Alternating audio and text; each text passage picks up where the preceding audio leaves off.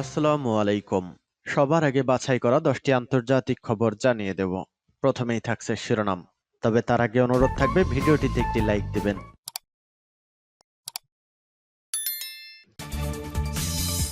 দখলদার ইহুদিবাদী ইসরায়েল এবং ফিলিস্তিন পুরোদমে যুদ্ধ চলছে। আমাদের হাতে এসেছে ভয়ঙ্কর গুরুত্বপূর্ণ সংবাদ। এইবার লেবানন সীমান্তে ইসরায়েল হিজবুল্লাহ সংঘাতে নিহত 17।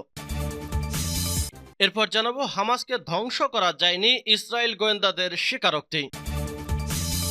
এদিকে সূর্যগ্রহণকালে গাড়ি দুর্ঘটনায় সহস্রাধিক মৃত্যুর আশঙ্কা, সতর্কতা জারি। জানিয়ে দেব ইসরায়েলে অস্ত্র রপ্তানি করতে চিঠি 130 ব্রিটিশ এমপির। এরপর জানাবো কলকাতা বিমানবন্দরের নিরাপত্তা বাহিনীর সদস্যের আত্মহত্যা এবং সর্বশেষ জানিয়ে দেব ভারতে মুসলিম জনসংখ্যা কত। এতক্ষণ শুনছিলেন সংবাদ শিরোনাম, এখন বিস্তারিত। অনুরোধ থাকবে ভিডিওটিতে একটি লাইক দিন, কমেন্টস করে জানিয়ে দিন আপনি কোন জেলা থেকে বা কোথা থেকে এই সংবাদটি শুনছেন। ভিউয়ার্স, আজকে সংবাদের সব থেকে গুরুত্বপূর্ণ বিষয় হচ্ছে হামাসকে ধ্বংস করা যায়নি, ইসরায়েলি গোয়েন্দাদের স্বীকারোক্তি প্রকাশিত হয়েছে। ফিলিস্তিনকে স্বাধীন করতে হামাস এবং হিজবুল্লাহর যোদ্ধারা একের পর এক তাদের চমক দেখিয়ে যাচ্ছে। হামাসের যোদ্ধারা দখলদার ইহুদিবাদী ইসরায়েলের কলিজায় ঢুকে হামলা চালিয়ে ফিলিস্তিনদের স্বাধীনতার যুদ্ধের ঘোষণা দিয়ে যুদ্ধ শুরু করে। এর থেকেই শুরু হয় দখলদার ইহুদিবাদী ইসরায়েলের ধ্বংস। ইসরায়েল অনেক আগেই ধ্বংস হয়ে যেত শুধুমাত্র ইউরোপের দেশ যদি ইসরায়েলকে সহযোগিতা না করত। মার্কিন যুক্তরাষ্ট্র এবং পশ্চিমারা দখলদার ইহুদিবাদী ইসরায়েলকে বাঁচিয়ে রেখেছে, কারণ ইসরায়েল হচ্ছে আমেরিকার অবৈধ সন্তান স্বরূপ। তবে শেষ রক্ষা হচ্ছে না দখলদার ইহুদিবাদী ইসরায়েলের। ইসরায়েলকে ধ্বংস করার জন্য মুসলিম শক্তিধর দেশগুলো একজোট হয়েছে। সিয়াসন্নি সব ভেদাভেদ ভুলে গিয়ে মুসলিম শক্তিধর দেশগুলো হামাস এবং হিজবুল্লাহ যোদ্ধাদের সহযোগিতা করছে, যাতে ফিলিস্তিন মুসলিমরা স্বাধীনতা অর্জন করতে পারে। ইনশাল্লাহ অচিরেই ফিলিস্তিন একটি স্বাধীন মুসলিম রাষ্ট্রে পরিণত হবে। সম্ভবত ঈদের আগেই ফিলিস্তিন স্বাধীন হচ্ছে, আলহামদুলিল্লাহ। তবে সেই সাথে ধ্বংস হয়ে যাচ্ছে ইসরায়েল। এটা আপনি কি আনন্দিত? তাহলে এই ভিডিওটিতে লাইক দিন আর কমেন্টস করে আপনার মতামত লিখে জানান।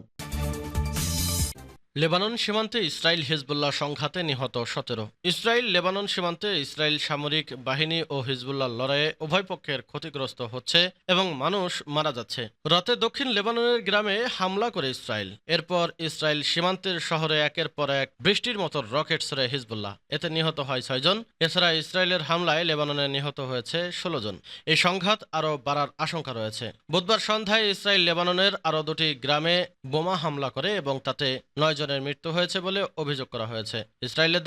ইসরায়েল দাবি করেছে তারা লেবাননের উগ্রবাদীদের মোকাবেলা করছে।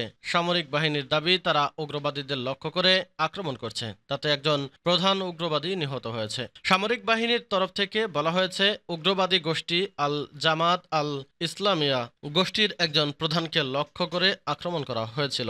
ওই উগ্রবাদী ইসরায়েলের বিরুদ্ধে আক্রমণের পেছনে ছিলেন। সেই উগ্রবাদী ও তার কিছু সঙ্গী মারা গেছে, সূত্র ডয়েচে ভেলে। দখলদার ইহুদিবাদী ইসরায়েল কোনোভাবেই হিজবুল্লাহ যোদ্ধাদের সাথে পেরে উঠছে না, কারণ হিজবুল্লাহকে সরাসরি অস্ত্র এবং সামরিক শক্তি দিয়ে সহযোগিতা করছে ইরান। আর আপনারা সকলেই জানেন যে ইসরায়েলকে ধ্বংস করার জন্য ইরান সার্বক্ষণিক তাদের অস্ত্র মজুত করছে, শক্তিশালী অস্ত্র বানাচ্ছে। কারণ ইসরায়েল হচ্ছে পৃথিবীর মধ্যে সব থেকে বিস্ফোরা। এই বিস্ফোরা যতদিন বেঁচে থাকবে ততদিন শুধু মুসলিম নয়, প্রত্যেক ধর্মের মধ্যেই ইহুদিবাদী এই ইসরায়েল যুদ্ধ উস্কে দিচ্ছে। যে কারণে ইসরায়েলকে ধূলিসাৎ করার আগ পর্যন্ত ইরান, হিজবুল্লাহ, হামাস যোদ্ধারা থামবে না।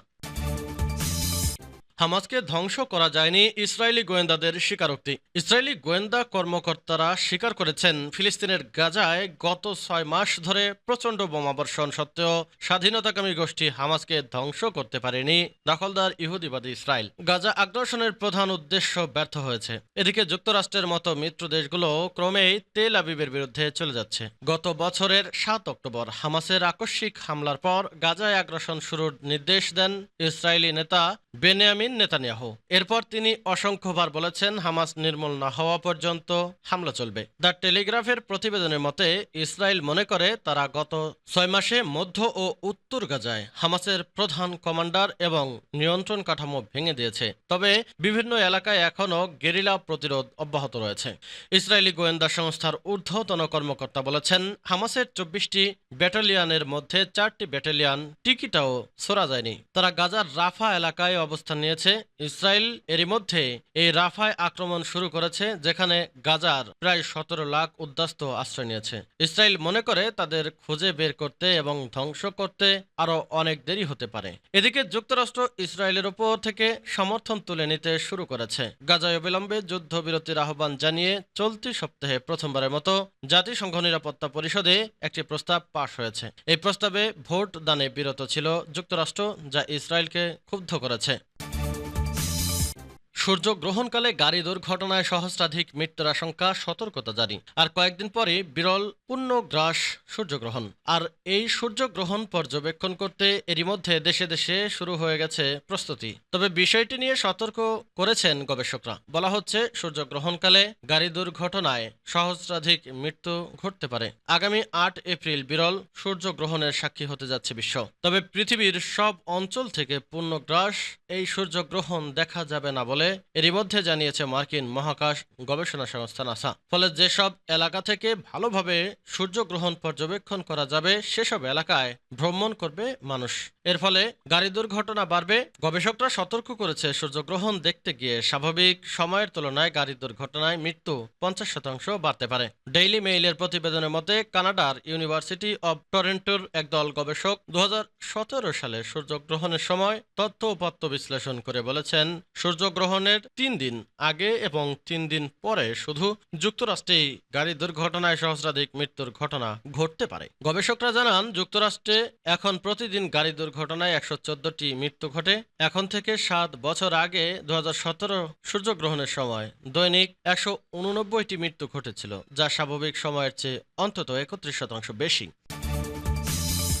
ইসরায়েলে অস্ত্র রপ্তানি করতে চিঠি 130 ব্রিটিশ এমপির। ব্রিটেনের মেম্বার অব পার্লামেন্ট এমপি এবং হাউস অব লর্ডসের মন্ত্রীরা ইসরায়েলের কাছে অস্ত্র বিক্রি বন্ধ করার জন্য সরকারের প্রতি আহ্বান জানিয়েছে। গাজায় ইসরায়েলের হামলার বিরুদ্ধে আন্তর্জাতিক চাপের প্রতিক্রিয়ায় তারা এই আহ্বান জানান। পররাষ্ট্র সচিব ডেভিড ক্যামেরনকে সম্বোধন করে লেখা একটি চিঠিতে সমর্থন করেছে 130 জনের বেশি পার্লামেন্ট মেম্বার। চিঠিতে ইসরায়েলে অস্ত্র রপ্তানি নিষিদ্ধ করার আহ্বান জানানো হয়। লেবার এমপি জারাহ সুলতানের নেতৃত্বে চিঠিতে 107 এমপি এবং 27 জন সহকর্মী স্বাক্ষর করেন। এর মধ্যে সাবেক শ্রম মধ্যপ্রাচ্য মন্ত্রী Peter Hain, Scottish National Party SNP Westminster নেতা স্টিফেন ফ্লিন এবং সাবেক লেবার নেতা জেরেমি করবিন রয়েছে বলে জানিয়েছে সংবাদ মাধ্যম গার্ডিয়ান। কলকাতা বিমানবন্দরের নিরাপত্তা বাহিনীর সদস্যের আত্মহত্যা। ভারতের কলকাতা বিমানবন্দরে দায়িত্বরত অবস্থায় রাইফেলের গুলিতে আত্মহত্যা করেছেন কেন্দ্রীয় শিল্প নিরাপত্তা বাহিনীর সিআইএসএফ এক সদস্য। বৃহস্পতিবার সকালে বিমানবন্দরের 5 নম্বর গেটের টাওয়ারে এ ঘটনা ঘটে। আত্মহত্যা করা ওই নিরাপত্তা বাহিনীর সদস্যের নাম শিবিশ্ব। তিনি 2022 সালে সিআইএসএফ এ যোগ দেন। ভারতে মুসলিম জনসংখ্যা কত? বিশ্বে মোট জনসংখ্যার নিরিখে ভারতে মুসলমানের আনুপাতিক হার 10.4%। গোটা বিশ্বের মধ্যে মুসলিম জনসংখ্যার নিরিখে ভারতের স্থান 3 নম্বরে। ভারতের আগে প্রথম দুটি স্থানে আছে ইন্দোনেশিয়া ও পাকিস্তান। বুধবার ভারতে মুসলিম জনসংখ্যা নিয়ে একটি রিপোর্ট প্রকাশিত হয়েছে। তাতেই এই তথ্যগুলো উঠে এসেছে। রিপোর্টে বলা হয়েছে, 1951 সালের জনগণনা অনুযায়ী ভারতে মোট জনসংখ্যার 9.8% মুসলমান ছিল। 2001 সালে তা হয় 13.4%। 2011 সালে শেষ সেন্সর অনুযায়ী 14.8% মুসলমান ছিল ভারতে। 2023-এ ভারতের মোট জনসংখ্যা 143 কোটি বলা হয়েছে রিপোর্টে। এর মধ্যে মুসলমানের সংখ্যা 20 কোটি। ভারতের 7টি রাজ্যে মুসলমান জনসংখ্যা বেশি বলে রিপোর্টে বলা হয়েছে।